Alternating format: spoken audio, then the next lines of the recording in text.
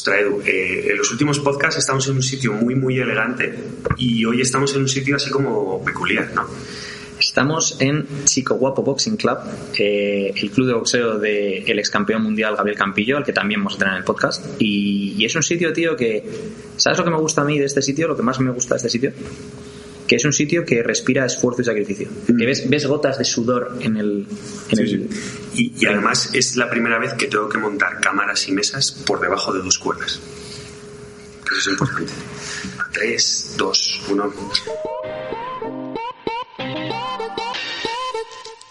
Muy buenas tardes, muy buenas noches, muy buenos días, como siempre decimos, dependiendo, pues de cuándo estés escuchando este podcast.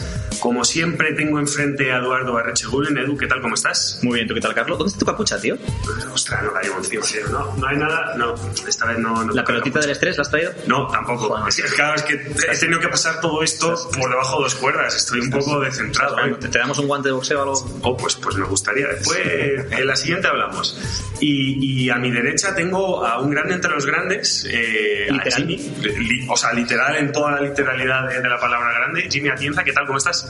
Pues encantado de estar aquí viviendo esta experiencia y, como digo, agradecido a la vida de tener esta oportunidad de compartir este ratito con vosotros.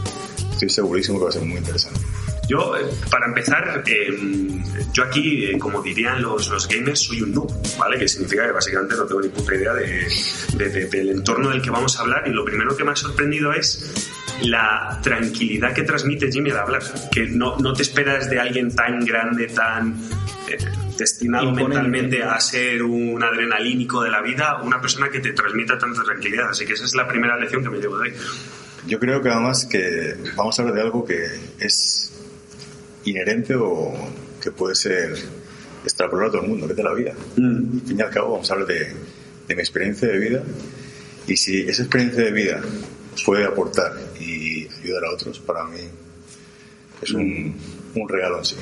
Esa experiencia de vida, entre otras muchas cosas, pero por lo que destacas principalmente es por tu carrera dentro del culturismo, siendo, naces en Madrid hace 41 años, y tu primera competición es en el 2004, donde eres campeón de Madrid y después campeón de España.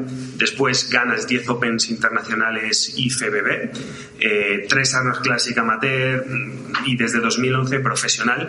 Es un currículum excelso. Pero aparte de eso, yo diría que dentro del culturismo español hay pocos referentes. No somos un país que haya dado tampoco muchos culturistas de alto nivel, y Jimmy es uno de esos pocos, ¿no? A mí así, tienes gente, pues Alfonso del Río, a día de hoy Manuel Cañadillas está muy bien, en su momento también Manuel Manchado era un tío que también destacaba, y hay otros, pues tampoco conozco tanto, pero y yo, Jimmy, tío, yo la primera vez que te vi, hablamos del año 2003, 2, yo creo. Yo tenía 17, 18 cuando la primera vez que fui a un gimnasio. Y es porque yo me compraba la Muscle & Fitness y salías ahí en la parte de atrás de la revista, ahí en una pose como muy de estatua griega, macho. Y tío, son estas cosas, se me ponen los pelos de punta ahora, y ahora estoy aquí entrevistando a Jimmy cuando yo no había levantado una pesa en mi vida y era el tío al que yo veía en la revista, ¿no? Y dices, oye, mira este tío, tal. Eso es lo que nos trae el Ethos Podcast, tío, el podcast de Ethos, estas cosas. Pero aparte de ese currículum, aparte de todo eso, ¿por qué tenemos que entrevistar a Jimmy? Pues yo creo que tenemos que entrevistar a Jimmy porque antes estamos hablando fuera del micro, Jimmy y yo, ¿no? De que hay... digamos 2 tipos de personas en la vida, y más, ¿no? Pero dentro de lo que vamos a hacer, la clasificación que vamos a hacer ahora, hay 2 tipos de personas en la vida.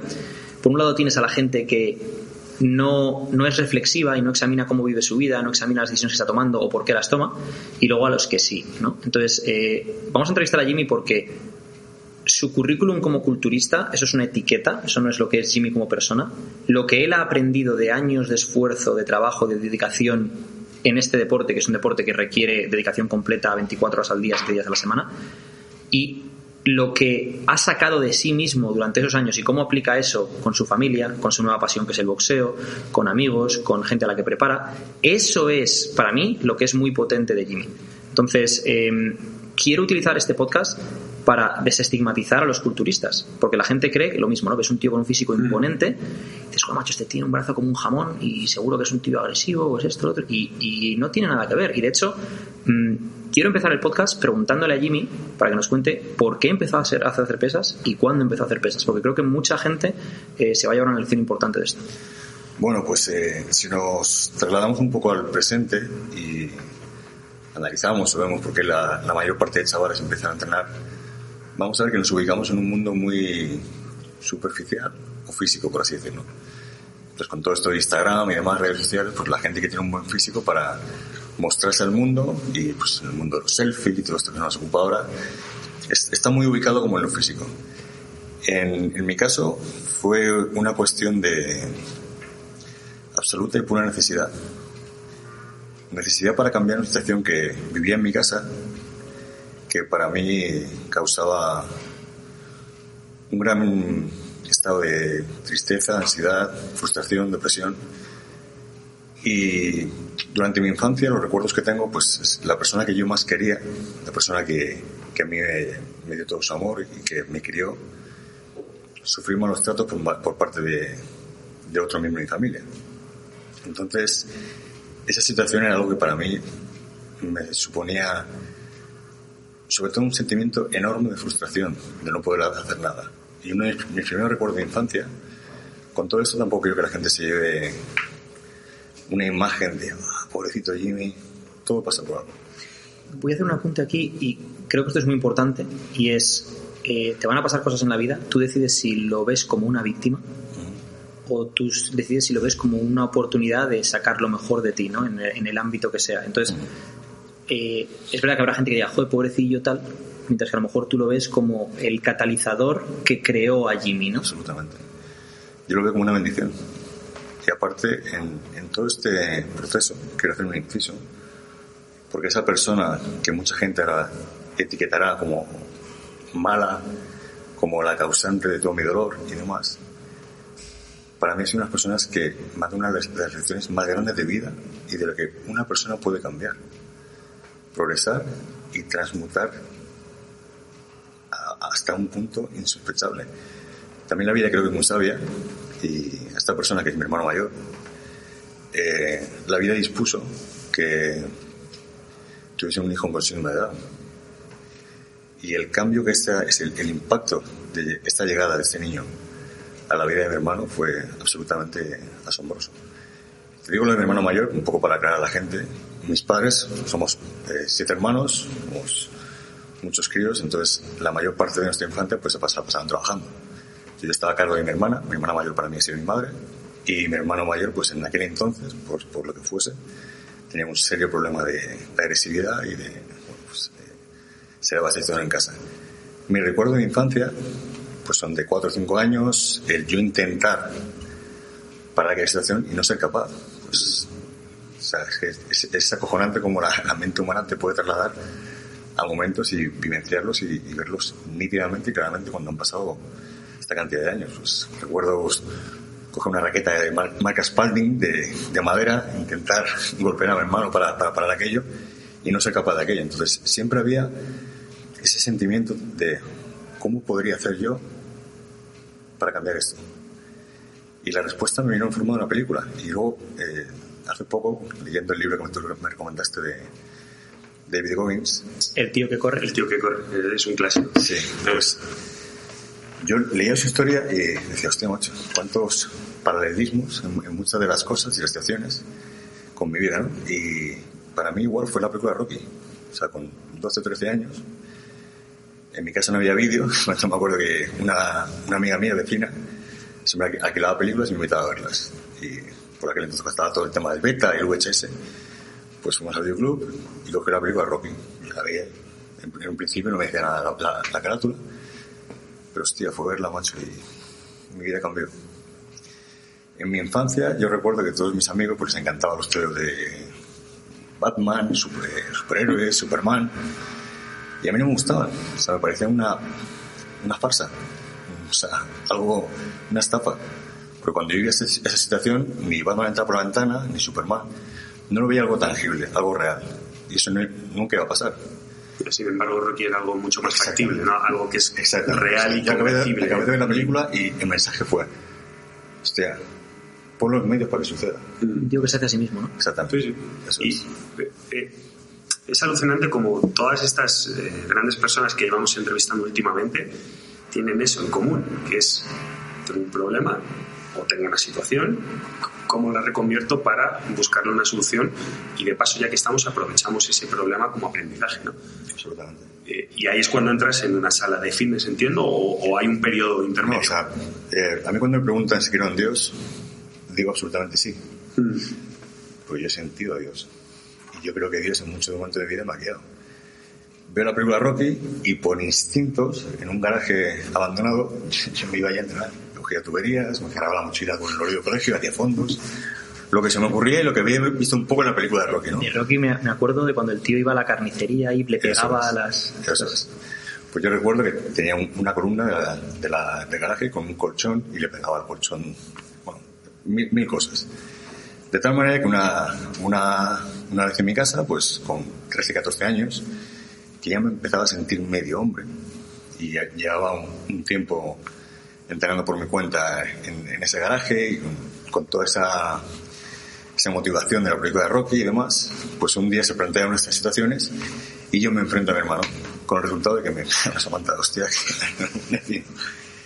y yo ese día no aguanto más y me escapo. Digo, me voy de casa, no quiero estar más aquí. Era unas navidades, no sé qué era navidades, no sé qué día era, y yo me fui de casa con lo que tenía puesto, con una manga corta, y me voy por la calle, estaba lloviendo, me meto en el metro, seguridad me echan, me meto en un supermercado, un Jumbo, en una parte que había pues como apartado, los carros tal, estaba cubierto, me echan de ahí también, y voy, bueno, pues en un soportal de un bloque de pisos, me meto ahí. Y voy a saber por qué digo que creo en Dios y que Dios existe. Y cuando digo Dios, no es un tío con barba blanca que está ahí en el cielo, una energía, una inteligencia superior, que creo que en muchos momentos lidera o guía nuestras vidas. Y me meto ahí y sale un señor y me dice que qué hago ahí. Y yo, pues evidentemente, lo primero que me produce es rechazo y que me dejen en paz. No, ya me voy. El señor me ve y dice, ¿qué te ha pasado? ¿Estás con sangre? ¿Qué te ha pasado, chaval? Nada. No, haz una cosa, solamente te dejo un jersey y te vas a tu casa. No sé por qué esa persona me dio confianza. Entonces pasamos por el soportal, avanzamos con un par de edificios y me lleva a donde yo entendía que era su casa. Miro el barrio y pone gimnasio. Era el dueño de un gimnasio. Pasamos dentro, me dejó un jersey, habló un poco conmigo y me dijo, déjame que te lleve a tu casa, tú tienes que estar con tus padres, no tienes que estar pegado para estar en la calle y mañana ven a verme. Bueno, le hice caso, me dejó un jersey.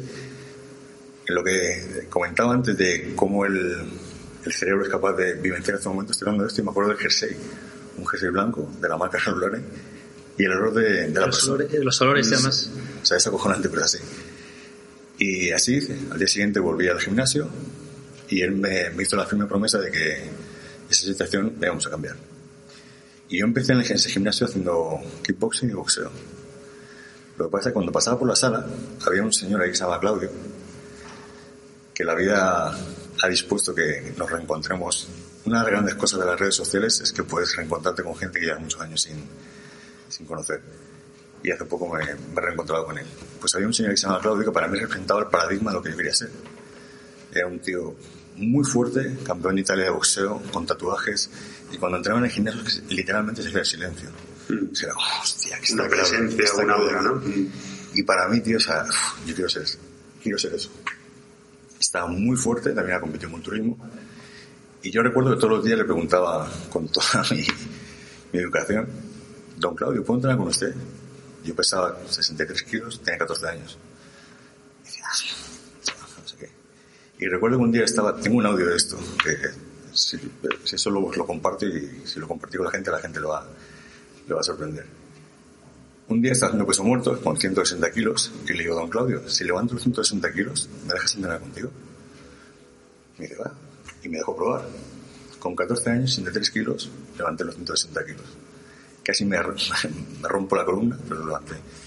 Y a partir de ese día empecé a entrenar con él. Un pequeño inciso, y es que por eso hablamos de que en algunos deportes, cuando se llega a la élite, se nace y luego se hace. Es decir, el que Jimmy con esa edad y ese peso corporal fuese capaz de levantarlo con la técnica que fuera, lo que sea, que fuese capaz de levantar ese peso, eso es un indicativo claro de que, de que está hecho de una pasta determinada para poder luego... Yo siempre digo que pienso que tú no eliges tus sueños te eligen a ti. Yo creo que Dios, esa energía, te da los dones y talentos para cumplir la misión que debes cumplir en este mundo. Entonces, sí que comparto y coincido contigo en que mucho de eso pues estaba predestinado, ¿no? por decirlo de alguna manera. Y a partir de ahí pues empecé a entrenar con clave, empecé a entrenar con pesas, dejando claro que de momento, en este año que estamos hablando, hasta muy tarde, mucho después, no se despertaría en mí la curiosidad por el culturismo. En aquellos entonces yo solamente quería ser el hijo de puta más duro del planeta. O sea, quería ser pisar las aceras y que se rompiesen. O sea, quería transmitir la imagen de tío. O sea, me había pasado mi infancia aterrado. Recuerdo que tartamudeaba, me daba pánico todo. O sea, era terror hacia todo. Mi forma de aplacar toda esa forma de terror era infligiéndome dolor. Recuerdo que me mordía los antebrazos, me arañaba la cara, me arrancaba el pelo. Y teniendo en cuenta que en ese momento, hoy en día hay mucha más sensibilidad con estos temas, y si un chaval hiciese eso en el colegio, se despertarían todas las alarmas. ¿Y en qué está pasando? Yo recuerdo, pues, igual, sin ánimo de señalar como culpables. Pero mi padre me decía, gilipollas, ¿qué haces? Arrancándote el pelo, me daba collejas, ¿qué estás haciendo? Nadie veía todos los síntomas de todo ese dolor o esa ansiedad que se está dando en un chaval de esas edades. Y fue a través del mundo del gimnasio donde yo empecé a ganar mi confianza y a cambiar todo esto. Avanzando un poco más en la historia, sí que he de decir, poco tiempo después me volví a enfrentar a mi hermano y la cosa cambió. Yo conseguí vencer, entre comillas, porque el sentimiento que recuerdo al humillarlo no fue ni mucho menos de beneplácito. O sea, me sentí vacío, sentí lástima incluso. Era como la típica película de dibujos animados cuando derrotas al... Recuerdo que no me sentí bien, no fue algo que me diese felicidad. Lo que sí recuerdo es que en todo ese proceso había descubierto mi hogar. O sea, un lugar en el que era plenamente feliz, era en el gimnasio. Debajo de una barra de 180 kilos era feliz. Y toda esa ira, esa frustración, la colocaba en un lugar que lo que me devolvía, lo que me revertía, era algo positivo. Cada vez estaba más fuerte, cada vez confiaba más en mí mismo, etcétera, etcétera. Así que en ese puzzle de la vida, que muchas veces lo vemos y al principio no vemos un carajo, en el tiempo es cuando empieza a ver que todas las piezas encajan y todo es perfecto. Y así lo siento yo. Y en un punto decides quizás ser profesional, no sé si profesional, pero decides enfocarte más al mundo del culturismo más que a romper el suelo con el pie, ¿no? Sí, bueno, un poco lo que decía antes, en la vida lo que decía antes, de que creo que tus sueños te eligen a ti. Igual, casualidades de la vida, pues el dueño del gimnasio un día me dice, mira, me ha llegado esto, yo no voy a ir, ¿quieres ir tú? Y me ha dado esa entrada que ponía FIBO 98. Y digo, ¿esto qué es? No, es una feria de culturismo. Y yo me recuerdo mi primera respuesta fue, ¿qué pinto ahí? No. Y bueno, estaba con un amigo, vamos, no tengo nada que hacer, vamos. Y recuerdo que fuimos, repito que yo veía culturistas, veía revistas, y quizás también por prejuicios de aquella época o de la sociedad, pues a mí ver tíos en bañador embadurnado de aceite me producía un poco como un sentimiento de jocosidad incluso, ¿no? Me ha recordado que Arnold contaba en su biografía que cuando él tenía fotos de tíos en bañador con aceite en su cuarto, pues su madre pensaba que era gay. Sí, decía, este tío, es lo normal. Y es la asunción normal. Y en aquel entonces, pues claro, Arnold nació en el 47, creo que fue por ahí. Sí. En aquel entonces, pues que estaba pues como no aceptado o mal visto socialmente, y le llamó al médico, la madre de Arnold, ¿no? Y llegó el médico y dijo, no, hombre, no, si es que quiere ser como ellos, no es... Pero es curioso, ¿no? Sí. Pues eso, fuimos a esa feria, estábamos por ahí pululando, y recuerdo que por megafonía anuncian la exhibición de un culturista americano que se llama Vince Taylor. Vamos a verlo, vamos. Y fuimos a la zona del escenario y hostia, eso fue un impacto para mí brutal. Tanto es así que cuando él salió a hacer la exhibición, además recuerdo que utilizaba movimientos de robot como un Terminator, o sea, era como era Terminator tomando vida. Lo vi, tío, y dije, eso quiero hacer yo. Y ahí fue cuando, de manera, o sea, inmediata me enamoré, me enganché de este deporte. Por la parte mucho más artística, entre comillas, llamarlo, por así llamarlo, que física. lo que él producía o el sentimiento de diversión y de la gente flipando con el físico de Mysterio. Y hay una parte ahí, ¿no?, transformativa, ¿no? Es decir, lo que la gente ve ahí es, no, yo no quiero el cuerpo de ese tío, yo no quiero esos brazos, esas piernas, lo que sea, ¿no? Y lo que no ven es que el tío lo que está haciendo es esculpir su cuerpo de una manera determinada, y ese es el desafío del juego, ¿no? Sí. Y en ese proceso esculpir su mente, ¿no? Es decir, no es nada fácil llegar a conseguir un físico de esas características. Requiere muchísimas horas de entreno, entrenos muy duros, muchas comidas que no te puedes saltar, muchas comidas que no puedes comer, ¿no? Entonces, quiero entrar un poco en qué te ha dado el deporte del culturismo, qué te ha descubierto de ti mismo el deporte del culturismo que puedas luego aplicar a otros. Pues un deporte extremadamente duro.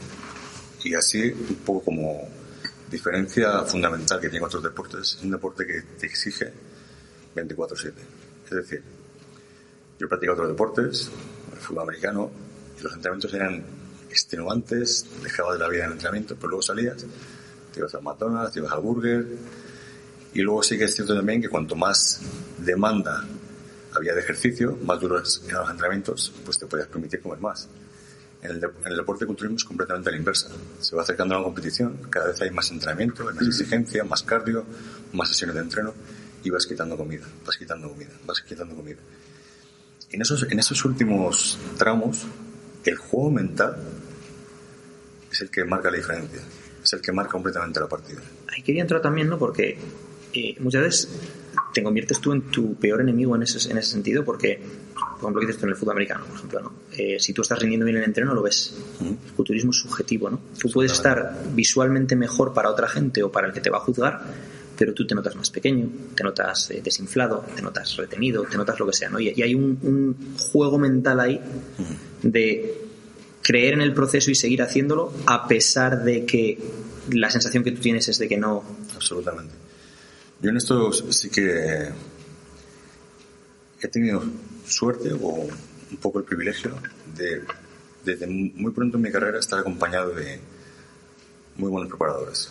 Uno de ellos, además, un íntimo amigo mío, Dennis James, y un poco como puedo tener ahora con Gaby. O sea, cuando alguien me ayuda, alguien tiene la generosidad de acompañarme en el camino, para mí esa persona se convierte en mi general. Y lo que el general dice va a misa. Entonces, en ese ámbito, mis ojos dejaron de ser mis ojos y toda la valoración y un poco criterio de cómo estaba lo dejaba en sus manos. Entonces él marcaba y yo ejecutaba. Creo que es la parte más inteligente que un culturista, un deporte subjetivo, puede hacer.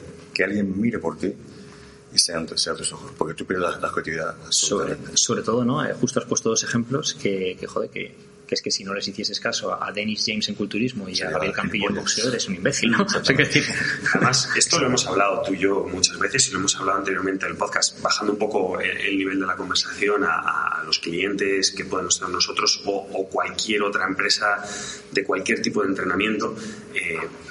La sociedad por algún tipo de motivo está derivando incluso con los profesores nos pasa, ¿no? Que los padres cuestionan a los profesores. Entonces, tú contratas a un profesional del que te fías. Si no te fías, no lo contrates, para empezar.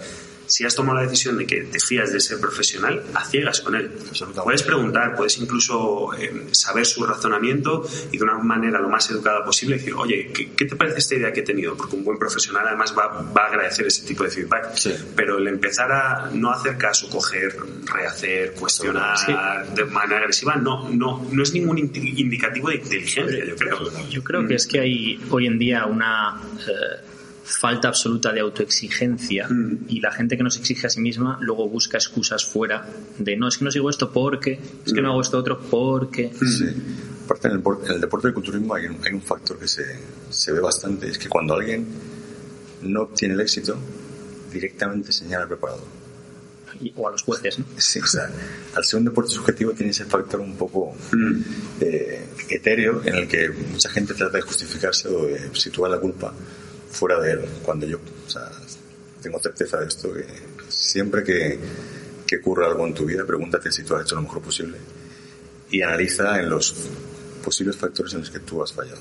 Además, ahí entramos en lo que hemos hablado alguna vez del extreme ownership de Jocko Willink, que es, sí que puede ser que tu preparador haya fallado, puede ser que los jueces hayan sido injustos contigo, pero eso no te soluciona nada. Es decir, dada la situación, ahora, ¿qué puedes hacer tú para sacar tu mejor versión? ¿No? Es el ejemplo que ponemos alguna vez es, si yo voy andando y me caigo por las escaleras y ha sido algo fortuito y no es mi culpa y me rompo una pierna, yo puedo decidir cómo reacciono a eso, puedo decidir si hago una rehabilitación o no, si de repente empiezo a comer basura y beber alcohol, o si sigo cuidando lo que estoy comiendo, si me deprimo o no. Quiero decir, es decir, yo, la pierna se ha roto, no es justo, bueno, vale, ¿y ahora qué vas a hacer al respecto?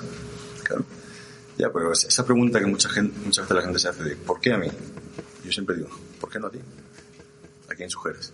También es porque la gente en general, ¿no? Yo creo que nos pasa a todos en algún momento de la vida, pero hay gente que a lo mejor no pasa ese punto. Es como que, como tú tu vida la vives de forma subjetiva, tú eres el protagonista de tu historia, no eres el protagonista del libro. Todo el mundo creo que tiene esa sensación de que ellos son especiales, ¿no? Aunque muy poca gente demuestra realmente serlo luego en su día a día, o tiene pocos logros en cualquier ámbito como para que realmente pueda avalar el ser especial, ¿no? Pero como sienten que son especiales, cuando algo no va bien es una injusticia. Porque ¿por qué me pasa esto a mí que si yo soy especial, si yo no? Pero creo que en eso ha hecho mucho daño todo este nuevo boom de la literatura de autoayuda, estos libros con esos mensajes de eres un ser grandioso, extraordinario, solamente por haber nacido y venido a este mundo. No. Te han dado la vida, tú decides qué hacer con tu vida. Si decides ser un ser mediocre que transige por este mundo, o eliges ser algo especial, algo que se sale de lo común, y eso solamente va a venir mediante una vía, mediante una ingente cantidad de trabajo, de esfuerzo, de dedicación, de caerte y levantarte, y así se consigue la grandeza. Además que la autoayuda debe de venir de examinarte a ti mismo, examinar tus creencias, que al final determinan cómo tú ves el mundo, la perspectiva que tienes de todo lo que ocurre a tu alrededor, ¿no? Y con ese proceso, lo que hemos hablado al principio, ¿no? Es de reflexión e introspección, ver qué puedes hacer tú mejor. Eso es verdadera autoayuda, ¿no? No decirte, no, tú ya eres perfecto como eres y eres un ser de luz. Pero ¿qué cojones me estás contando? Y además, lo complicado, lo hemos hablado mucho, lo complicado de mirarse al espejo. Sí. Porque es muy fácil mirarse al espejo en una situación positiva, ¿no? Pero lo complicado de he pasado una etapa negativa, no sé por qué, voy a ponerme delante del espejo a abrir el armario y ver qué hay dentro. Eso muy poca gente, literalmente muy poca gente es capaz de hacerlo como se debería hacer. Absolutamente, pues que además si no te das la oportunidad de ver tu mierda, tu oscuridad, ¿cómo lo vas a cambiar? Sí. Y en ese aspecto la mayor parte de la gente lo que hace es girar la cara. No me meto en ese. Mira, ese baúl. En etapas de mucho trabajo, pues llegan esos momentos de ansiedad, ¿no? Te levantas por la mañana y es desde hace un año o algo así, lo que hago es cuando empiezo a notar esa ansiedad, paro, me voy. Hay veces que incluso delante de un espejo, pero normalmente salgo a dar un paseo de 5 minutos hablando en alto y digo, a ver, ¿qué pasa, tío? Disocio totalmente mi persona, el entrevistador, y empiezo a contestarle en un punto es una vez, vale, pues es eso, pues ya está, venga, vamos a volver a trabajar y ya está. Claro. Pero es complicado hacerlo, porque muy complicado. Para empezar pareces un gilipollas, o sea. Desde aquí un saludo al vecino de Carlos que cree que está loco. Al pobre vecino irlandés tú que tengo ahí. No es esquizofrénico, no, está haciendo un proceso de autoayuda. Exacto. Es tremendamente complicado, pero es que no se esconde nada más y nada menos que tu felicidad detrás de eso. Sí, exacto. Entonces, hostia, merece la pena y tanto. Hablando de ese proceso, ¿no? de introspección y de buscar tus oscuridades para intentar darles luz, quiero entrar en qué lleva a Jimmy al boxeo, ¿no? Es decir, habrá gente que piense, joder, pero el boxeo implica que vas a perder masa muscular, a lo mejor vas a perder fuerza en lo que se refiere a levantar pesas, y luego el estatus que Jimmy tiene, tanto en el gimnasio en el que entrena, como en la comunidad del culturismo en España, ¿no? Y cómo mucha gente no va a entender que Jimmy de repente vaya a perder 20 kilos de masa muscular y a lo mejor parte de ese estatus para algunos que no tengan suficientes miras queden entredicho. Claro. Y espérate, y con 40 años, porque vamos, o sea, supongo que llega un momento, tú lo ves a las personas ya muy mayores, ¿no? Que, ay, hijo, no voy a hacer esto, cualquier mínima cosa, ¿no? Que le saques. Pues supongo que en un momento de, yo qué sé, con 35 años ya no te planteas hacer determinadas cosas. Con 40, mucha gente, desde luego que no se plantea recibir hostias, porque al final es de lo que va. Yo creo que es una parte fundamental de la vida el saber escuchar tu corazón. Si tu corazón te dice algo, aplacarlo y acallarlo creo que es lo más desastroso que puedes hacer por ti mismo. Entonces, yo durante muchos años, precisamente por mantener ese estatus y de querer seguir siendo Super Jimmy, el gran culturista reconocido, ahí lo único que he encontrado ha sido un gran nicho de infelicidad.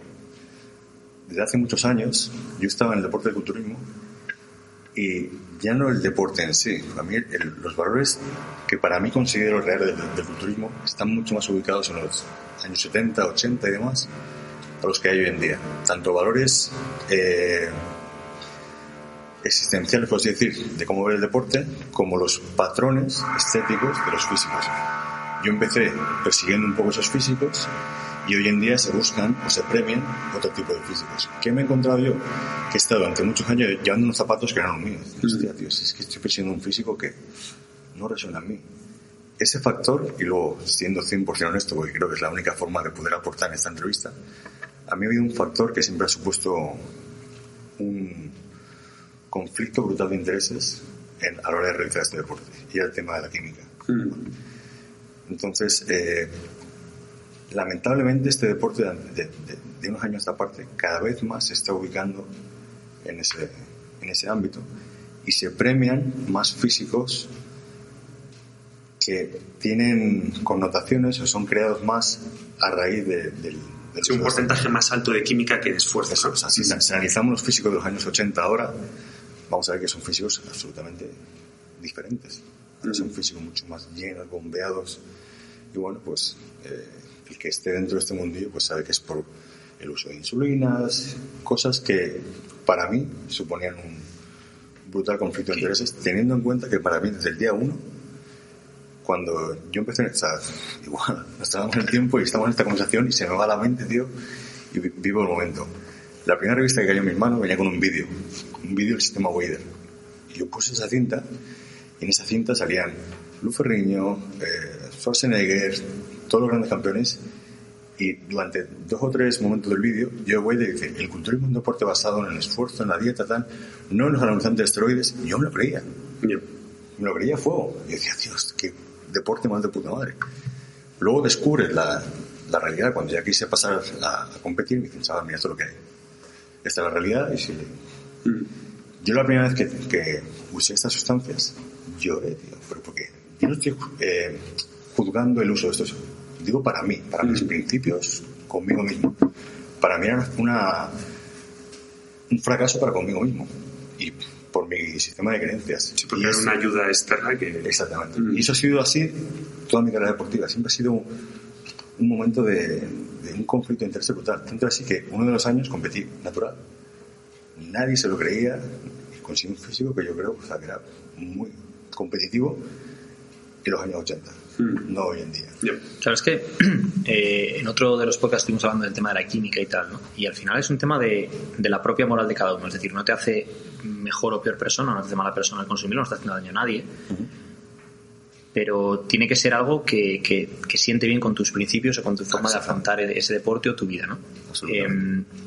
Para los que no estéis muy puestos en el culturismo, ir a buscar físicos como Franco Columbu, Frank Zane, Roy Liddell-Meyer, Bob Peris, y comparadlo con la gente que luego cambió este deporte, que fueron Dorian Yates, Ronnie Coleman, Jay Cutler, que fueron un poco los mass monsters, se les llama, ¿no? Que cambiaron el deporte a pesar 130 kilos en una tarima en lugar de los 83 que pesaba Frank Zane, en lugar de 95 kilos que a lo mejor podía pesar Bob Peris, entonces cambiaron a físicos completamente inalcanzables y dónde está el límite, ¿no? Cambió a ser, no es dónde consigue el físico más estético posible para tu propia, fue dónde está el límite, ¿no?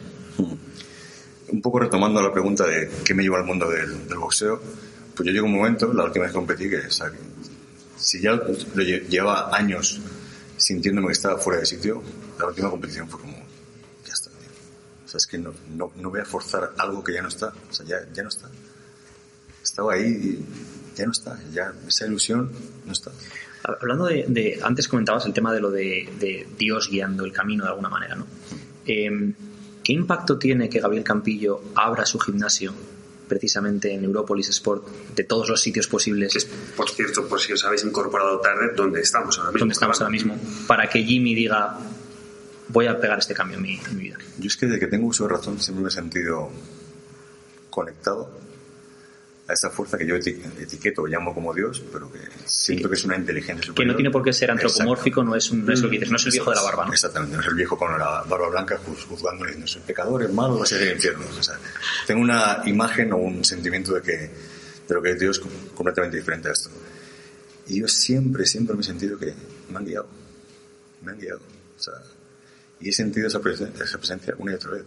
Entonces, ¿es casual que en mi vida hayan aparecido Dennis James, Claudio, Rafael de la Joya, el dueño de ese gimnasio? ¿Es casualidad?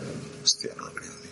Es casualidad que, como dices tú, que en mí se despierte la inquietud del culturismo, empiece a hacer las clases y a las 2 semanas aparezca un campeón del mundo y que yo tenga la oportunidad de dar clase con él, que se cree de manera espontánea un vínculo especial con esa persona, etcétera, etcétera.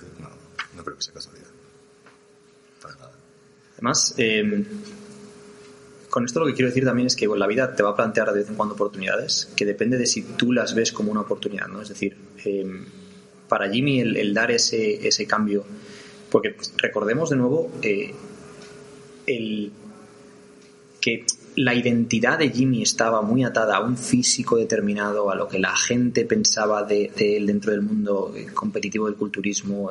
Se dedica a hacer preparaciones de culturistas también, es decir, hay muchas cosas en juego ahí, ¿no? Y se presenta esa oportunidad, que la puedes ver como una oportunidad, o puedes acobardarte un poco, aunque el cuerpo te lo pida, te puedes acobardar y decir, yo ya tengo 40 años, yo soy culturista, o sea, te pones esa etiqueta tú a ti mismo y dices, no, yo soy culturista, no sé tal, o haces como ha hecho Jimmy, ¿no? Y que es como volver a nacer, ¿no? Y dices, vuelve, yo creo, como decías cuando empezaste con el gimnasio, y era, o antes de eso, el colchón puesto en esa columna y tal, o sea, y vuelve el hacerlo por transformar tu esencia o tu alma o tu no sé cómo explicarlo, ¿no? Más allá de la parte ya estética, porque al principio empezaste con esto para convertirte en la persona que querías ser, y luego ya pasó a ser una cosa estética, competitiva y tal y cual, y volvemos un poco, yo creo, a esa esencia de sacar de Jimmy lo que te pide el cuerpo que seas, ¿no? Absolutamente. Bueno, yo creo que en esto la vida me ha puesto en situaciones en las que realmente he tenido que elegir entre seguir el camino que todo el mundo quería que siguiese o seguir la voz de mi corazón. Y la prueba más de fuego que tuve en mi vida fue, yo tuve esto conozco mucha gente del mundillo, tuve una enfermedad en el 2011, una enfermedad cardíaca derivada de una neumonía, y a mí se me dio por, o sea, absolutamente acabado, ¿no? Mi corazón estaba un 25%, es más, estaba puesto en la lista de trasplantes de corazón, y todos los médicos me decían que absolutamente era imposible que yo volviese a hacer deporte. Le pregunté, de hecho, si era capaz de volver a hacer deporte, y me dijeron, mira, no vas a poder ni ir a hacer la compra solo. O sea, esas eran un poco las expectativas que me daban.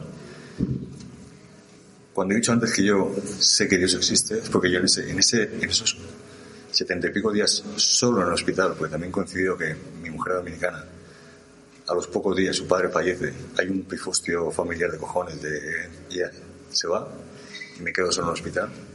70 y pico días solo en el hospital, los 30 y pico primeros días en la sala de cuidados intensivos, viendo cómo gente alrededor tuyo va muriendo. O sea, es un proceso... No tienes más opciones que autorreflexionar. Exactamente.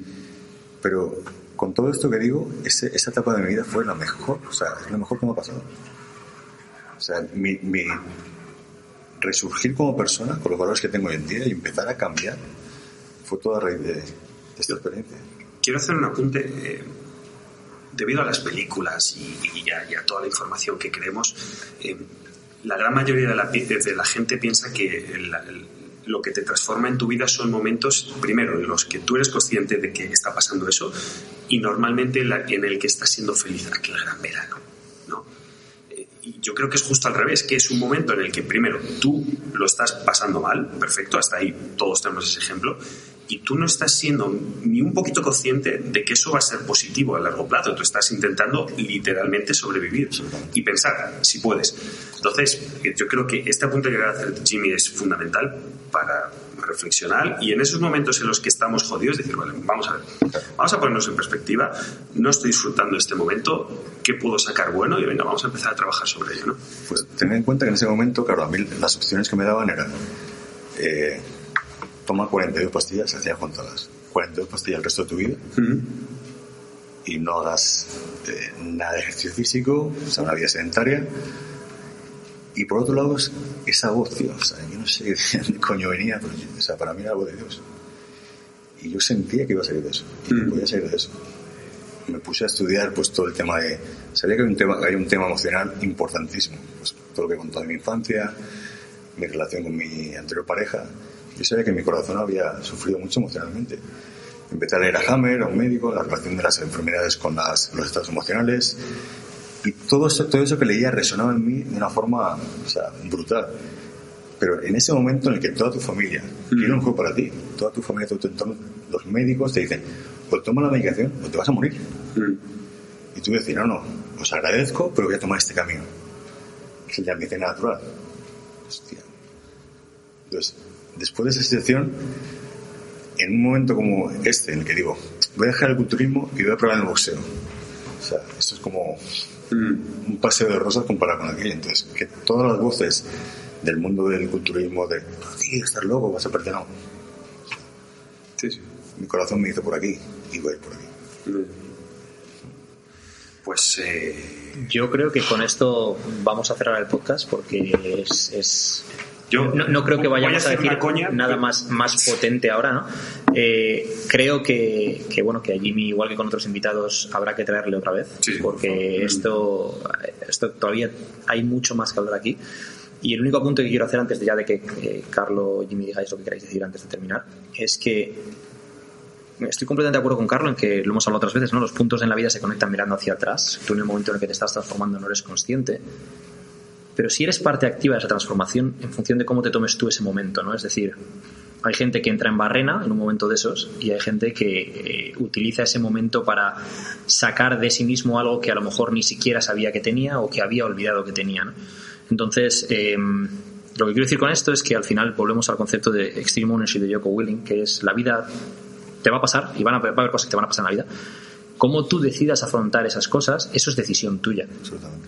Y es lo único en lo que tú tienes control. Si estoy jugando al póker y me toca un 2 y un 7, yo puedo decidir jugar el farol o tirar las cartas, puedo ver cuánto apuesto, cuánto no apuesto. El 2 y el 7 ya me han tocado.